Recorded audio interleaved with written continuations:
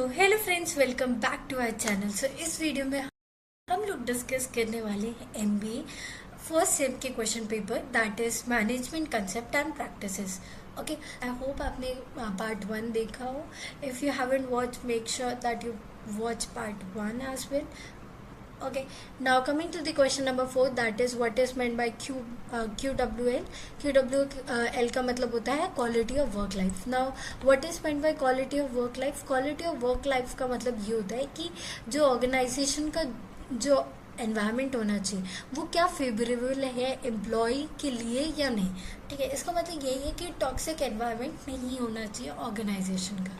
ठीक है, and quality of work life का मतलब क्या होता है कि जो पर्सन है, जो एम्प्लॉयज़ है, वो टाइम और एनर्जी दोनों में स्पेंड कर पा रहा है, professional as well as personal life. इससे फ़र्क नहीं पड़ता है कि वो इक्वल टाइम दे पा रहा है या नहीं दे पा रहा है, बट व्हाट इट मीन्स कि वो टाइम और एनर्जी एटलीस्ट दे रहा है।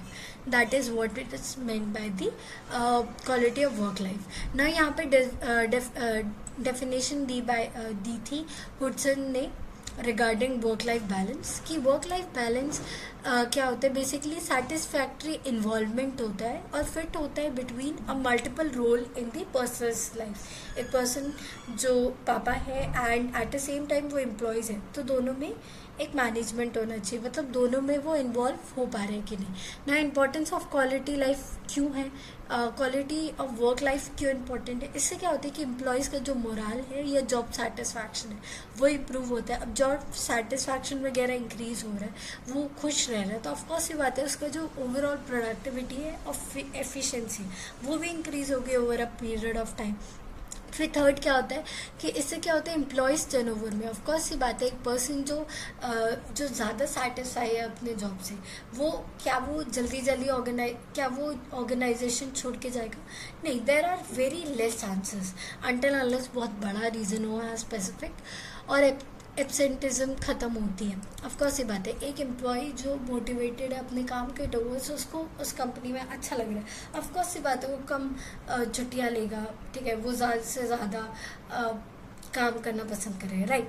उससे क्या होता है, and quality of work life से क्या होता है कि हम लोग ईजिली रिटेन कर पाते हैं टॉप एम्प्लॉयज़ को। जो टॉप टैलेंट होते हैं ना, आप यूजुअली देखना वो टॉक्सिक एनवायरनमेंट में नहीं रुकते। तो अगर आप क्वालिटी ऑफ वर्क लाइफ दे तो ऑटोमेटिकली क्या होता है, जो भी अच्छे टैलेंट्स होते हैं वो कंपनी में रुकते हैं। ठीक है, वेदर उनको बहुत ज़्यादा सैलरी आप पे करो या ना करो, बट अगर आप क्वालिटी ऑफ वर्क लाइफ देते हो तो देर आर चांसेस कि वो ज़्यादा टाइम तक आपके कंपनी में रिटेन रहे, राइट। उस फिफ्थ पॉइंट क्या बोले गए यहाँ पे, improvement in employees physical and mental wellbeing. Of course ये बात है, अगर क्वालिटी ऑफ वर्क लाइफ है, एक इंसान जो सिर्फ काम काम काम काम काम कर रहा है, क्या वो फिजिकली और मेंटली खुश रहेगा या फिर प्रोडक्टिव रहेगा या स्ट्रांग रहेगा? नहीं, उसका मेंटल इफेक्ट और बहुत फिजिकल इफेक्ट में इम्पैक्ट पड़ेगा, राइट। तो यहीं पे बोला गया है ना। 6 पॉइंट क्या गया है, that is fostering innovation, creativity and work place collaboration. अब क्वालिटी ऑफ वर्क लाइफ से मतलब क्या होता है कि अगर एक पर्सन को एक अच्छी वर्क लाइफ मिल रही है, ठीक है, तो क्या होता है उसके अंदर ऑटोमेटिकली इनोवेशन आता है, वो अपने काम को एंजॉय कर रहा हो तो क्रिएटिव होता है। ठीक है, वो कोलैबोरेट करने के लिए रेडी रहता है, यही चीज़ बोली गई। And quality of work life से क्या होता है, जो वर्क प्लेस जो स्ट्रेस होता है, जो बर्नआउट यूजुअली लोग फेस करते हैं, वो कम हो जाता है। ठीक है, और 8 पॉइंट क्या है, enhance employees engagement and organisational commitment. Of course ये बात है, अगर वर्क लाइफ बैलेंस रहता है तो जो एम्प्लॉयज़ होती है, एम्प्लॉयज़ ऑटोमेटिकली खुद से ज़्यादा एंगेज होना चाहते हैं। ठीक है, वो ज़्यादा से ज़्यादा एंगेज करते हैं कंपनी में। ठीक है, now fifth point is that is explain the various type of control with example. हम लोग टाइप्स ऑफ कंट्रोल एग्जाम्पल के साथ डिस्कस करेंगे। ठीक है, now there are 3 types of control, हम लोग 1 बाय 1 ईच को डिस्कस करेंगे। That is feed forward control और प्रोएक्टिव और प्रेडिक्टिव कंट्रोल। इसका मतलब क्या होता है कि जो पर्सन होता है, हम लोग उसके जो परफॉर्मेंस होते हैं, जो टेक्निक होती है, बेसिकली ये एक मैनेजमेंट टेक्निक होती है जिसमें हम लोग परफॉर्मेंस क्या है वो पहले से मॉनिटर कर लेते हैं एंड हम लोग उसको करेक्ट कर देते हैं बिफोर एक्टिविटी एक्चुअल बिगिन्स। ठीक है, जैसे अगर लेट्स से मैंने एक कंपनी में मशीन खराब है, ठीक है, तो मुझे पता है कि वो एम्प्लॉय को हार्म कर सकती है, तो मैं वो मशीन को पहले ही रिप्लेस करवा के नई मशीन लगवा दूँ। ठीक है, तो इसे क्या बोलते हैं, फीड फॉरवर्ड कंट्रोल।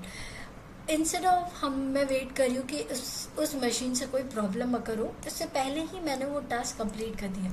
इसे क्या बोलते हैं, फीड फॉरवर्ड कंट्रोल। इससे क्या होता है, जो भी हम लोग पोटेंशियल इश्यूज होने वाले थे उसको हम लोग पहले ही प्रिवेंट कर देते हैं। ठीक है, यही यहाँ पे बोला गया है, feed forward control. The main goal is to prevent error, friction and the resources by the waste by preparing and adjusting input ahead of the time. For example, अगर अभी एक इंसिडेंट चल रहा था कि जो वर्कर्स हैं उन लोग ने खुदाई करी, एक रोड को पूरा खोद दिया, बहुत डीप तक खोद दिया, बट वहाँ पे साइन ही नहीं लगा है। तो क्या कंपनी को वेट करना चाहिए कि जब इंसान उसके अंदर गिर जाए फिर साइन बोर्ड लगाए कि नहीं नहीं ये रोड बंद है, यहाँ मत जाना? ऐसा करना चाहिए क्या? नहीं, पहले ही आपको लगा देना चाहिए, सो दैट कि ये सारी इंसिडेंट कभी टेक प्लेस ही नहीं हो। ये एक एक्चुअली में अच्छा एग्जांपल है फीड फॉरवर्ड कंट्रोल का, और यहीं पे हमारी गवर्नमेंट क्या कर देती है, लैग कर जाती है। ठीक है, यही रीज़न है कि इतने सारे लोगों की रोड एक्सीडेंट पे बहुत हो जाती है एंड सो। ठीक है, now what are the characteristics, हम लोग फ्यूचर ओरिएंटेड होते हैं। क्यों? क्योंकि हम लोग फ्यूचर के बारे में सोचते हैं, हम लोग फ्यूचर में क्या रिस्क होने वाले हैं उसके टुवर्ड्स प्रिवेंटिव एक्शन लेते हैं before that problem actually arising. इसीलिए यहाँ पे बोला गया है फ्यूचर ओरिएंटेड। सेकेंड पॉइंट क्या है, that is input management. Input management का क्या होता है कि जो हम लोग इनपुट होते हैं वो उसको हम लोग चेक कर रहे हैं, हम रिसोर्सेज को रेगुलेट करते चलते हैं सिस्टम में डालने से पहले। ठीक है, नाउ थर्ड पॉइंट क्या है, proactive problem solving. Proactive problem solving का मतलब क्या होता है कि जो भी हम लोग बॉटल नेक्स है या फिर जो भी एरर्स है जो हैपन्स हो सकते हैं उनको हम लोग पहले ही एलिमिनेट कर देते हैं, सो दैट कि जो भी हमारा एक्चुअल में वर्क फ्लो हो वो डिस्टरप्ट नहीं हो।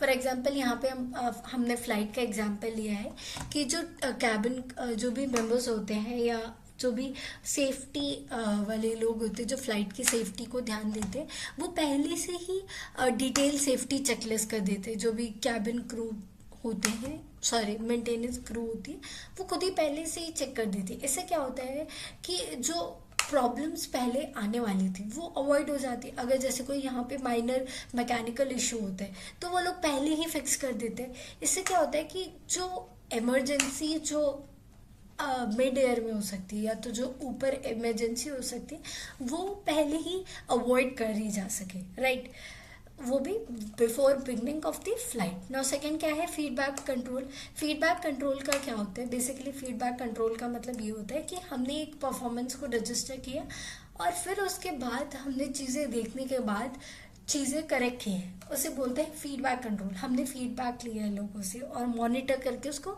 करेक्ट किया है, इसे बोलते हैं फीडबैक कंट्रोल। इसका मतलब ये होता है कि हम लोग जो मैनेजर होता है वो फाइनल आउटपुट को देखता है, कंपेयर करता है कि स्टैंडर्ड से मीट, हमारे जो स्टैंडर्ड हमने डिसाइड किया था उससे मीट हो रहा है या नहीं हो रहा है। हम लोग एनालाइज करते हैं रिजल्ट, अगर हमारे जो गोल्स है वो मेट हो रहे हैं, इसका मतलब क्या, इसका मतलब कि ये फीडबैक कंट्रोल हो रहा है। ठीक है, उसके इसका कैरेक्टरिस्टिक क्या है, हिस्टोरिकल फोकस। हम लोग पहले के परफॉर्मेंस को देखते हैं एंड उसके बेसिस पे हम लोग जज करके करेक्टिव एक्शन लेते हैं। सेकेंड इसका आउटपुट इवैल्यूएशन। ऑफ कोर्स ये बात है, हम लोग इवैल्यूएट करते हैं फाइनल प्रोडक्ट को, हो सकते हैं या तो रिजल्ट हो सकता है या तो फाइनल सर्विसेज हो सकती है। थर्ड क्या है, learning and improvement. Of feedback control ये बोलता है कि हम लोग अपने पास्ट के जो भी गलती होते हैं उससे सीख के हम लोग अपग्रेड करते हैं, उससे हम लोग फ्यूचर प्लानिंग करते हैं, ट्रेनिंग करते हैं, सिस्टम अपग्रेड करते हैं, राइट। फॉर एग्जांपल यहाँ पे कस्टमर सेटिस्फैक्शन का एग्जांपल दिया गया है। फॉर एग्जांपल एक एम्प्लॉय को एक जो टास्क है, जो मील्स है वो पसंद आई, ठीक है, तो हम लोग क्विकली फीडबैक ले लेते हैं कि आपको क्या खाना अच्छा लगे, क्या आपको वेटर की सर्विस अच्छी लगी। अगर कस्टमर का वो आता है, फीडबैक आता है कि नहीं आपके वेटर्स की सर्विसेज अच्छी नहीं थी, they were not quick enough, they were not polite enough, तो हम क्या करते हैं, वेटर चेंज कर देते हैं हम लोग, या फिर अपने वेटर्स को ट्रेन करते हैं कि वो कैसे पोलाइटली अपने कस्टमर को हैंडल करें, राइट। तो इसे बोलते हैं फीडबैक, ठीक है। राइट ना। उसके बाद है कॉनकरेंट कंट्रोल। कॉनकरेंट कंट्रोल ये करता है कि हम लोग जो भी एक्शंस ले रहे हैं, हमने चीज़ों को मॉनिटर किया कि ये गलत हो रही है एंड हम लोग तुरंत एक्शन ले रहे हैं, हम लोग रियल टाइम में ही उसको करेक्ट कर दे रहे हैं जब वो एक्चुअली में हो रहा है। इसे बोलते हैं हम कॉनकरेंट कंट्रोल। हम लोग वेट नहीं करें कि टास्क पूरा हो जाए फिर हम लोग एरर देखें, नहीं, ठीक है। तो इससे क्या होता है कि हम लोग जो डैमेज होने वाला था, फर्दर जो डैमेज होने वाला था वो प्रिवेंट हो सके, ठीक है। लाइव मॉनिटरिंग, बेसिकली इसके कैरेक्टर्स के क्या होता है, लाइव मॉनिटरिंग होती है, इमीडिएट एक्शन ले लेते हैं। इससे क्या होती है, हाई एफिशिएंसी होती है। इससे हाई एफिशिएंसी क्यों, क्योंकि जो हमारे रिसोर्सेस या टाइम या जो भी मटेरियल होने वाला था, जो वेस्ट होने वाला था, वो वेस्ट नहीं गया, ठीक है। फॉर एग्जाम्पल यहाँ पे हमने एग्जाम्पल लिया है वर्ड प्रोसेसर का। अगर तुम अपना माइक्रोसॉफ्ट वर्ड देखोगे तो माइक्रोसॉफ्ट वर्ड में देखोगे कि जब तुम टाइप करते हो तो इनकेस अगर आप गलत टर्म टाइप करते हो या वर्ड टाइप करते हो तो ऑटोमेटिकली उसके नीचे रेड अंडरलाइन आ जाते, तो वो आप तुरंत उस मिस्टेक को ठीक कर देते हो and you move forward, right. So that is the best example of कॉनकरेंट control, ठीक है। हम लोग वेट नहीं कर रहे कि हम लोग पूरी फाइल जब पूरी खराब हो जाए तब हम लोग करेक्ट करने बैठे, नहीं। अभी ये टर्म करेक्ट खराब हुआ है, ये करेक्ट इनकरेक्ट टर्म इनकरेक्ट है, उसको हम तुरंत करेक्ट करके we will move forward. So these are the three types of control. Now moving forward to the question number 6, that is Frederick Gatulla के फ्री यूनिवर्सिटी पेपर आप download कर सकते हैं। इसके लिए आपको करना क्या, आपको सिंपली टाइप कर देना है pyqonline.com। ऑलराइट, कुछ इस तरीके से हमारी वेबसाइट ओपन हो चुकी है। आपको सिंपली यूनिवर्सिटी वाइज लिस्ट पे क्लिक कर देना है। यहाँ पे आपको डायरेक्टली टाइप कर देना है that is Barkatullah. Now as soon as आप बरकतुल्ला टाइप करोगे, मैंने यहाँ पे फुल्ली टाइप नहीं किया है, तो यहाँ पे हमारे पास पॉपअप बटन आ चुका है। आपको सिंपली उस पर क्लिक कर देना है। एमबीए के पेपर्स फॉर एग्जांपल मैं आपको यहाँ शो कर रही हूँ, तो आपको फर्स्ट स्टेप पे क्लिक कर देना है एंड नाउ आप अपने पर्टिकुलर सब्जेक्ट को क्लिक कर सकते हैं, ओके। सो हम लोग इस वीडियो में डिस्कस कर रहे थे इस पर्टिकुलर पेपर के बारे में, ओके।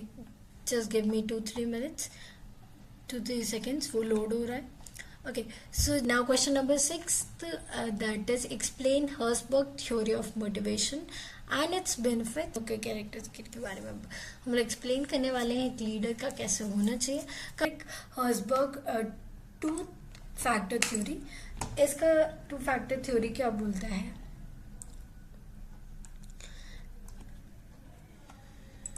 ठीक है। Frederick Herzberg two theory factors ये एक्सप्लेन करता है कि कैसे two different set of factors को इफेक्ट करता है कि कैसे एक एम्प्लॉय फील कर रहा है in the job instead of satisfaction dissatisfaction, ठीक है। तो पहला होता है मोटिवेटर। मोटिवेटर बहुत इंपॉर्टेंट होता है।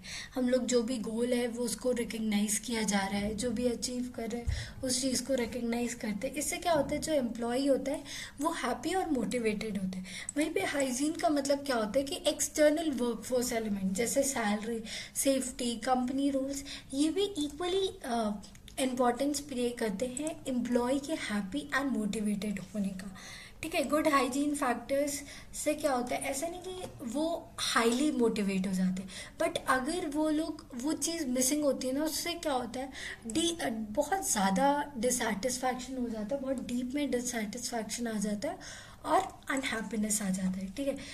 ओके, सो यहाँ पे जॉब सेटिस्फैक्शन और डिससेटिस्फैक्शन क्या है, दोनों इंडिपेंडेंट है एंड इसका फिक्स सोर्स ऑफ अनहैप्पीनेस से क्या होता है, मोटिवेशन क्रिएट होता है। जैसे यहाँ पे मोटिवेटर दिया गया है कि these are related to the actual workforce content and internal award, ठीक है। When present they build high motivation and job satisfaction. अगर जो भी सेटिस्फायर है या तो मोटिवेटर है वो प्रेजेंट है तो ऑटोमेटिकली क्या है, मोटिवेशन आता है और ज़्यादा जॉब सेटिस्फैक्शन होता है, ठीक है। फॉर एग्जाम्पल यहाँ पे क्या मोटिवेटर के क्या एग्जाम्पल है, पर्सनल अचीवमेंट को रिकग्नाइज करना, इंटरेस्टिंग चीज़ें करने का मौका मिलना या अपॉर्चुनिटी मिलना, ठीक है। रिस्पॉन्सिबल होना ओवर द टास्क, इससे क्या होता है, इंसान ऑटोमेटिकली मोटिवेट होता है। उसके बाद क्या है, हाइजीन। हाइजीन फैक्टर्स को हमने क्या बोला, डिससेटिस्फायर। अगर हाइजीन फैक्टर्स एक ऑर्गेनाइजेशन में नहीं है तो ऑटोमेटिकली सी बात क्या है कि हम लोग डिससेटिस्फाइड फील करेंगे, ठीक है। ये भले एक्सटर्नल वर्क एनवायरनमेंट फैक्टर्स है, बट ये जॉब पे एप्लीकेबल है. फॉर एग्जांपल अगर फेयर सैलरी नहीं मिल रही तो और ऑब्वियसली सी बात है डिससेटिस्फैक्शन आएगा एम्प्लॉयज़ के अंदर. सेफ वर्किंग कंडीशन नहीं है तो वो हेजिटेट करेगा. ठीक है, कंपनीज की क्लियर पॉलिसी नहीं है, सुपरवाइजर अच्छा नहीं है, हेल्दी रिलेशनशिप नहीं है को वर्कर से, तो प्रॉब्लम होगी, right. Now coming to the question number 7 is okay. Now coming to the question number 7, that is what you understand by the planning and explain the types of planning with an example. मैं पूछेंगे what is planning. ठीक है, यहाँ पे characters kids हमने discuss किए हैं regarding planning. Okay, so planning is what it is deciding what to do, how to do in advance, and ये एक्सरसाइज होती है. ये हम लोग ऑलरेडी एक्सप्लेन कर चुके हैं इन द अबव वीडियो, तो हम लोग इसे अभी स्किप करेंगे for right now.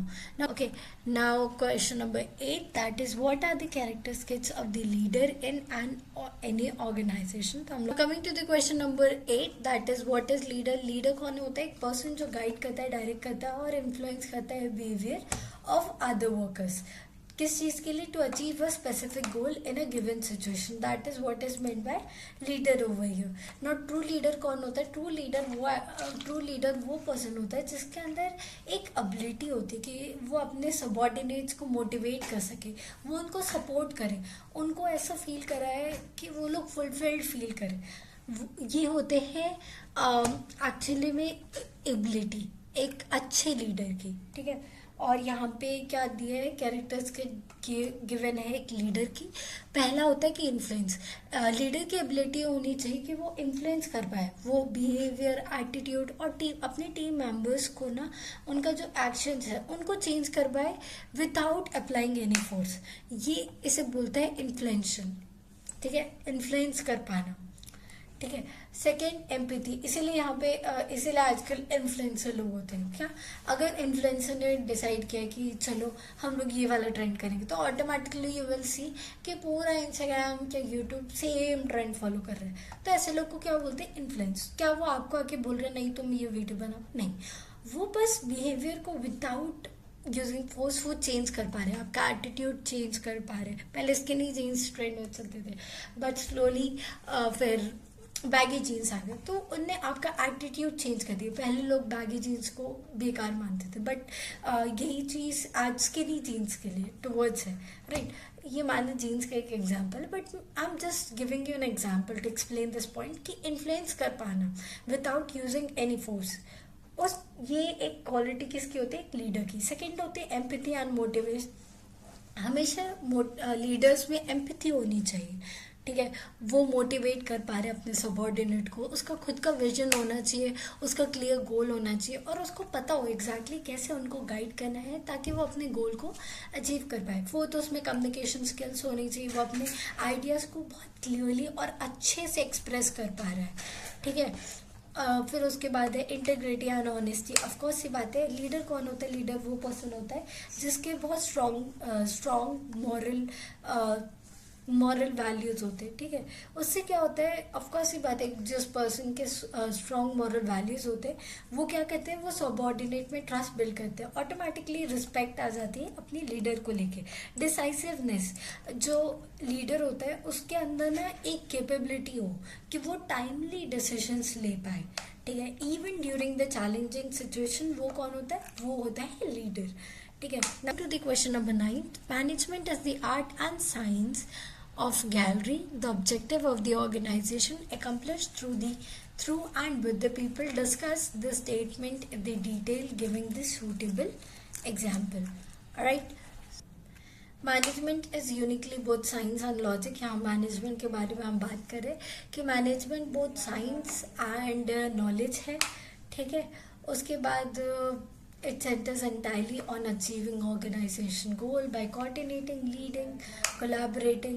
यही सारी चीज़ें हमने बात की. फिर हम लोग स्टेटमेंट्स के पिलर्स डिस्कस करें. मैनेजमेंट एज अ साइंस क्या होता है? यूनिवर्सल होता है, लॉजिकल प्रॉब्लम सॉल्विंग पे बिलीव करता है, सिस्टमैटिक होता है, राइट. एक्सपेरिमेंट्स में बिलीव करता है. सो मैनेजमेंट भी ऐसे ही है कि उसके खुद के प्रिंसिपल है कि पहले प्लानिंग होना चाहिए, फिर ऑर्गेनाइजिंग, स्टाफिंग, डायरेक्टिंग, कंट्रोलिंग. ऐसा नहीं है हम लोग रैंडमली कुछ भी कर रहे हैं, राइट. तो यहाँ यहाँ पे हम लोग यूनिवर्सल प्रिंसिपल्स या जो भी प्रिंसिपल्स बनाए गए हैं हेनरी फ्योल के और टेलर के, हम लोग सबके फॉलो कर रहे हैं, राइट। तो यही बोला गया कि मैनेजमेंट एक साइंस है, हम लोग एक्सपेरिमेंट करते हैं, ऑब्जर्व करते हैं एंड उसके अकॉर्डिंग हम लोग प्रिंसिपल या रूल्स एस्टैब्लिश करते हैं, इसलिए मैनेजमेंट को as an a science consider किया है। सेकेंडली, मैनेजमेंट को हम लोग आर्ट क्यों बोलते हैं? क्योंकि कभी भी दो सिचुएशन सेम नहीं हो सकती। जैसे हमें पता है कि साइंस बोलती है कि ग्रेविटी एग्जिस्ट करती है, ठीक है, पर ये चीज़ क्या मैनेजमेंट में एप्लीकेबल है? मैनेजमेंट में चीज़ें डिफरेंट होती है। एक कंपनी की अपनी अपनी एनवायरनमेंट होगी, उसकी अपनी प्रॉब्लम्स होगी, वहीं पे जो दूसरी कंपनी है उसकी खुद की अपनी प्रॉब्लम्स होगी, राइट। यही इसी चीज़ के बारे में बात की गई है, ठीक है। क्रिएटिविटी होती है, उसके बाद क्या होता है? Accomplish through people and with the people. Through people and with the people हमने क्यों बोला है? क्योंकि जो मैनेजमेंट होता है ऐसा तो नहीं इंडिपेंडेंटली हो जाता है, लोग एक कंपनी खुद से तो रन नहीं होती, ठीक है, बहुत सारे एम्प्लॉयज़ उसमें इन्वॉल्व होते हैं उस काम को करने के लिए, ठीक है। ऑफकोर्स ये बात है, विद द पीपल भी होता है, लोग काम करते हैं, लोग एक साथ आते हैं, लीडरशिप होती है, लोगों के बीच में कोऑर्डिनेशन होता है, तब ये सारे जो भी हमारे ऑर्गेनाइजेशन के गोल्स होते हैं वो अचीव हो पाते हैं, राइट। तो इन शॉर्ट यही है कि साइंस मैनेजर को टूल देता है, बट आर्ट एक्चुअली क्या होती है? आर्ट मतलब स्किल होती है कि उस जो भी टूल्स जो मिले हैं उसको अप्लाई कर पा रहे हैं। एंड पीपल क्या है? पीपल वो इंजन है, वो ड्राइवर्स हैं जो ऑर्गेनाइजेशन को एक्चुअली में चलाते हैं, ठीक है। कम ही I hope you like this video, so don't forget to hit the like button, hit the bell icon so that you get notified whenever we upload a new video. Till then, keep studying, take care and bye bye, and see you in the next part.